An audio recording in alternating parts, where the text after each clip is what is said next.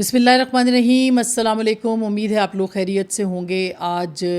2 जुलाई है और 2026 जुलाई की दूसरी तारीख़ है। बहुत जो पेशरफ्त है वो अमेरिका ईरान मुज़ाकरात जो कि कल हुए थे, इसके बारे में हम कुछ बात करेंगे। IMF ने पाकिस्तान को, वर्ल्ड बैंक ने पाकिस्तान को NFC जो मालियाती यानी पाकिस्तान के अंदर सूबों की तकसीम है उसके हवाले से इंस्ट्रक्शंस दिए हैं पाकिस्तान को उसमें तब्दीली करने के लिए प्रेशराइज़ कर रहा है वर्ल्ड बैंक। उसके क्या सियासी नताइज होंगे इसके ऊपर भी हम आज के इस व्लॉग में बात करेंगे। और एक बहुत इम्पॉर्टेंट डेवलपमेंट जो है वो पाकिस्तान और भारत के ताल्लुकात के हवाले से मंजर-ए-आम पर आई है। तो सबसे पहले जो कल मुज़ाकरात हुए हैं दोहा में, उसके अंदर जो अमेरिका के बिलवास्ता ये मुज़ाकरात थे कतर के अंदर, जिसमें कि ईरान के साथ उनकी तकनीकी टीमों की जो बात हुई है उसमें जो बेहतर यानी कि जो सबसे इम्पॉर्टेंट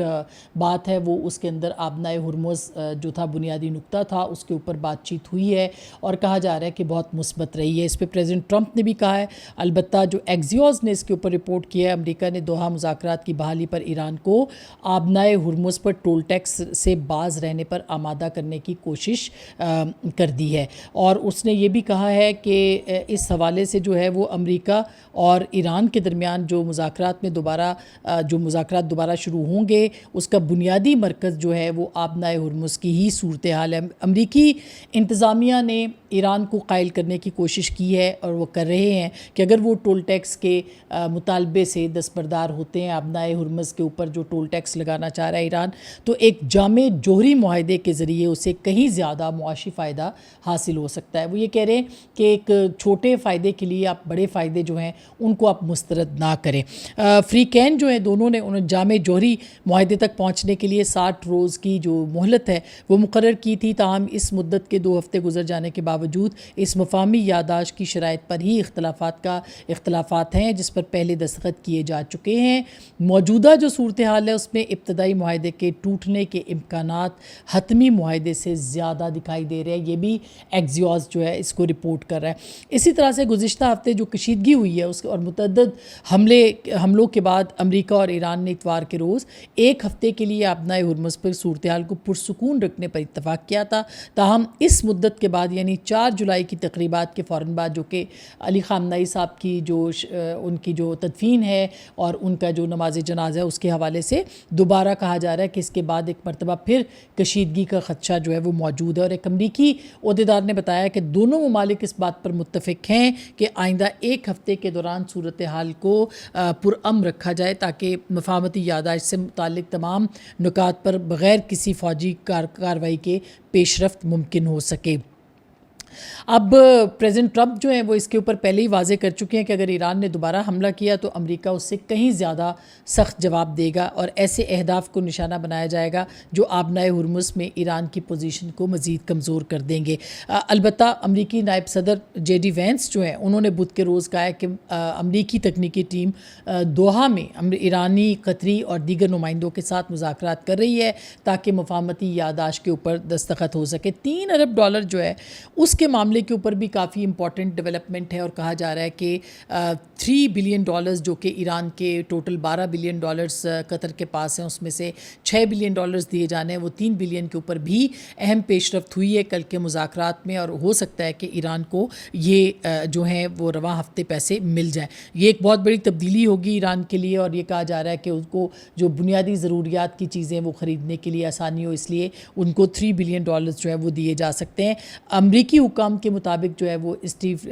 विटकॉफ और जेरेड कुशनर ने ये ईरानी जो इंतज़ामिया थी या ईरानी हुकाम है उनको ये पैगाम दिए हैं कि अगर ईरान टोल टैक्स के मुतालबे पर इसरार करता है तो ये कैसे मुआहदे को नाकाम बना सकता है, जिसके नतीजे में अमरीकी पाबंदियाँ ख़त्म होने के बाद ईरान को तेल और दीगर वसाइल की आज़ादाना फ़रोग से टोल टैक्स के मुकाबले में 100 गुना ज़्यादा मुआशी फ़वाइद जो है वो हासिल हो सकते हैं। प्रेसिडेंट ट्रंप ने कहा कि अगर फौरी तो ईरान के साथ होने वाली मुलाकात باتیں مثبت رہی ہیں اور معاملات جو ہیں درست سمت میں بڑھ رہے ہیں۔ اسی طرح سے عباس راکچی صاحب جو ہیں ان کا سٹیٹمنٹ آیا کہ اسلام آباد مفاہمتی یادداشت کے تحت ٹرمپ اسرائیل کی کارروائیاں رکوانے کا پابند ہے اور ورنہ ایران اسرائیل کو سبق سکھائے گا۔ یہ انہوں نے اسرائیلی وزیر دفاع کے سٹیٹمنٹ کے جواب میں یہ بیان دیا ہے، اور یہ بھی انہوں نے کہا ہے ایران نے واضح طور پر کہ میزائل اور ڈرون پروگرام پر کوئی مذاکرات جو ہے وہ نہیں ہوں گے۔ بمباری سے جو متاثرہ جوہری تنصیبات ہیں اس کے معائنے کی اجازت نہیں دی جائے گی۔ البتہ باقر کالیباف صاحب نے جو ہے وہ سٹیٹمنٹ دیا، انہوں نے یہ کہا ہے کہ بین الاقوامی جو توانائی ایجنسی ہے IAEA اس کو ایران میں صرف 2 مقامات تک رسائی دی گئی ہے جن میں بو شہر کا جوہری بجلی گھر بھی شامل ہے۔ انہوں نے کہا کہ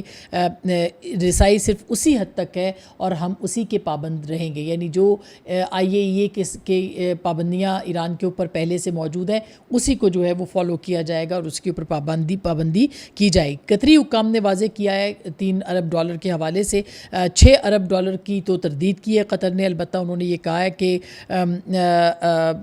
بہت سا دعویٰ کیا جا رہا تھا کہ 6 ارب منتقل ہو گئے ہیں اس پہ۔ قطری وزارت خارجہ کے ترجمان ماجد الانصاری نے کہا ہے کہ یہ $6 ارب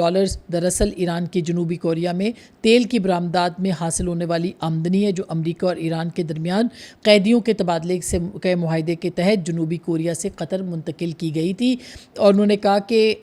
براہ راست ایران کو رسائی حاصل نہیں ہے۔ یہ رقم اب قطر کے اب بھی بینکوں میں موجود ہے اور امریکی پابندیوں کے تحت ہونے والی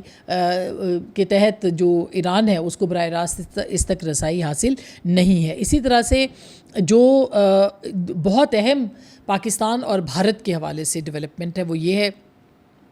کہ بھارت اور پاکستان کی 117 ممتاز شخصیات نے شہباز شریف اور نریندر مودی جو ہیں ان کو کھلا خط لکھا ہے۔ بھارت کی 100 سے زائد ممتاز شخصیات نے مشترکہ طور پر بھارتی وزیر اعظم کو خط لکھا ہے اور وزیر اعظم شہباز شریف سے دونوں سے اپیل کی ہے کہ دونوں ممالک امن، مکالمہ اور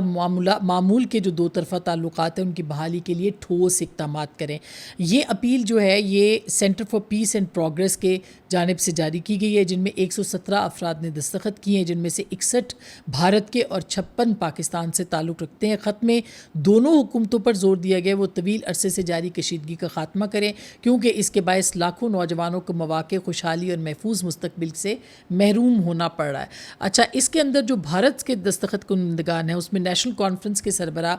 فاروق عبداللہ صاحب ہیں، میر وائس عمر فاروق ہیں، PDP کی سربراہ محبوبہ مفتی ہیں، RJD کے رکن پارلیمنٹ منوج جھا ہیں اور سابق TMC وزیر موجودہ AJ UP رہنما ہمایوں کبیر ہیں۔ پاکستان میں خورشید قصوری صاحب، جہانگیر اشرف قاضی صاحب، سابق رکن قومی اسمبلی اسفند یار بھنڈار اور جوہری فزکس دان اور مصنف پرویز ہودبائی ہیں، اور یہ ظاہر ہے کہ بہت امپورٹنٹ ہے۔ یاد رہے کہ اس سے پہلے جو ٹریک 2 ہوا ہے پاکستان اور بھارت کے ریٹائرڈ جو جرنیل اور سول سوسائٹی کے لوگ ہیں ان کے درمیان کولمبو میں، اس کے اندر بھی بہت سارے موضوعات کے اوپر اور پاکستان اور بھارت کے تعلقات کو نارمل کرنے کے حوالے سے بات چیت ہو چکی ہے، اور یہ تیسری میٹنگ تھی جو کہ ٹریک 2 کے حوالے سے تھی، یا جو بیک چینل ملاقاتیں ہم کہہ سکتے ہیں اس کے حوالے سے تھی۔ تو پاکستان اور بھارت کے جو بیک چینل مذاکرات ہیں وہ جاری ہیں۔ تیسری میٹنگ کولمبو میں ہوئی ہے، اس سے پہلے جو ہے وہ بینکاک میں اور اس کے علاوہ جو ہے وہ شاید سنگاپور یا بینکاک میں وہاں پہ بھی ہوئی ہے، اور یہ کافی امپورٹنٹ ملاقاتیں ہیں جو کہ بیک گراؤنڈ میں رہتی ہیں۔ اچھا، ایک اور بہت اہم ڈیولپمنٹ ہے، ورلڈ بینک کی NFC معاہدے پر نظر ثانی اور فنڈز کی تقسیم سے متعلق جو ہے وہ سفارشات پیش کی گئی ہیں، رپورٹ جاری ہوئی ہے۔ ورلڈ بینک نے نظر ثانی اور جو NFC معاہدہ ہے اس کے اوپر اور فنڈز کو کارکردگی کی بنیاد پر تقسیم کرنے کی سفارش کی ہے۔ عالمی بینک نے پاکستان میں جو مالیاتی وفاقیت ہے اس کو مضبوط بنانے کے لیے نئی رپورٹ جاری کرتے ہوئے وفاق اور صوبوں کے درمیان قومی مالیاتی کمیشن کے معاہدے پر نظر ثانی کی سفارش کی ہے۔ ان کا کہنا ہے کہ نہ صرف صوبوں اور وفاق کے درمیان NFC معاہدے کو از سر نو دیکھنے کی ضرورت ہے بلکہ صوبوں کے درمیان وسائل کی تقسیم کے موجودہ طریقہ کار پر بھی نظر ثانی کی جائے۔ یہ یاد رہے کہ اس کے علاوہ یہ میں آپ کو بتا دوں کہ یہ کافی اہم ڈیولپمنٹ اس لیے بھی سمجھی جا رہی ہے کیونکہ پاکستان کے اندر ایک نئی ترمیم کا چرچا آج کل بہت زیادہ، ایک مرتبہ پھر 28ویں ترمیم کے حوالے سے بات ہو رہی ہے اور کہا جا رہا ہے کہ پاکستان پیپلز پارٹی کو اس کے اوپر اعتراضات موجود ہیں۔ یہ یاد رکھیں کہ اسی معاملے کے اوپر آنے والی جو پاکستان کی سیاسی صف بندی ہے وہ ہوگی۔ حال ہی میں مولانا فضل الرحمان صاحب کی اور بلاول بھٹو کی بھی ملاقات ہوئی ہے اور دونوں کافی معاملات کے اوپر ان کے جو مشترکات ہیں اس پہ بات ہوئی ہے۔ ان کی ایک انتخابی جو ایک ان کا جو اتحاد ہے وہ کشمیر میں بھی سامنے دیکھنے کو مل رہا ہے، اور اس کے علاوہ بلوچستان کے اندر حکومت سازی کی پیشکش بھی جو JUIF ہے اس کو حکومت میں شامل ہونے کی وہ پاکستان پیپلز پارٹی نے کر دی ہے۔ اور اگر اس طرح کی کوئی ترمیم آتی ہے تو مولانا فضل الرحمان صاحب اور پیپلز پارٹی دونوں ایک صفحے پہ ہوں گے۔ پاکستان تحریک انصاف بھی آ سکتی ہے اس معاملے کے اوپر ان کے ساتھ، لیکن تاحال پاکستان تحریک انصاف جو ہے اس کے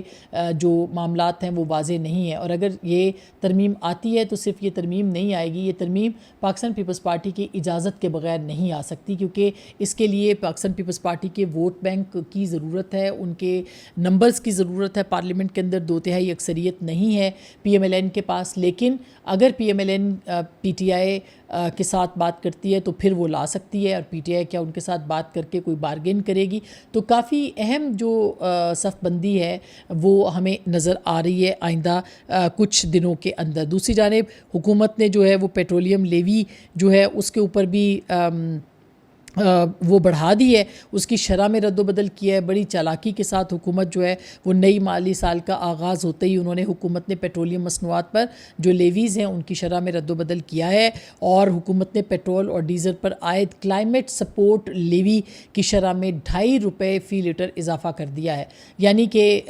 وہ پیٹرول کو صاف کرنا ہے کہ نہیں کرنا، کلائمیٹ کے لیے کوئی کنسرن ہے کہ نہیں ہے، لیوی کا ایک بڑھا کے اس کے اندر وہ اضافہ کر دیا گیا ہے، اور اسے ₹2.5 سے بڑھا کر ₹5 فی لیٹر کر دیا گیا ہے۔ علاوہ ازیں حکومت نے اسی کے ساتھ جو پیٹرول اور ڈیزل پر عائد پیٹرولیم لیوی ہے اس میں بھی ₹2.5 فی لیٹر کی کمی کر دی ہے۔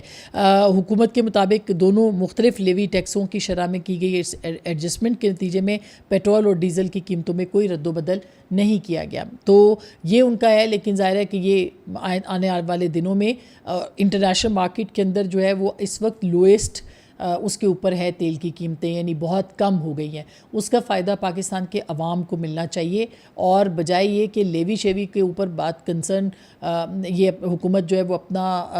وہ کرے، فوکس کرے، ان کو پیٹرولیم پرائسز میں کی قیمتوں میں کمی کرنی چاہیے تاکہ عوام کو بھی کچھ ثمرات جو ہیں وہ اس کے مل سکیں۔ جو مہاجرین کی نشستیں ہیں آزاد کشمیر کی، جس کے اوپر بہت تنازع ہے، وہ بھی وزیر اعظم آزاد کشمیر جو ہیں انہوں نے کہا ہے کہ مہاجرین کی نشستوں کا خاتمہ کوئی شکوہ یا گلہ نہیں، ایک جائز مطالبہ ہے۔ یعنی انہوں نے بھی فیور کر دی ہے آزاد کشمیر میں۔ یاد رہے کہ جولائی میں آزاد کشمیر میں الیکشنز ہیں، اور اس سے پہلے یہ جو جائز نشستوں کا یعنی جو مطالبہ ہے ختم کرنے کا مہاجرین کی نشستیں، اس پہ بھی پاکستان پیپلز پارٹی اور پاکستان مسلم لیگ نون میں تقسیم ہے۔ مہاجرین کی نشستوں کا معاملہ ایک بامعنی بحث کا متقاضی ہے، یہ انہوں نے کہا۔ مہاجرین کی نشستوں کے خاتمے پر بحث کے لیے موزوں ترین جگہ قانون ساز اسمبلی ہے، جو کہ اس میں کوئی شک نہیں ہے۔ حقوق حاصل کرنے کا بہترین طریقہ جو ہے وہ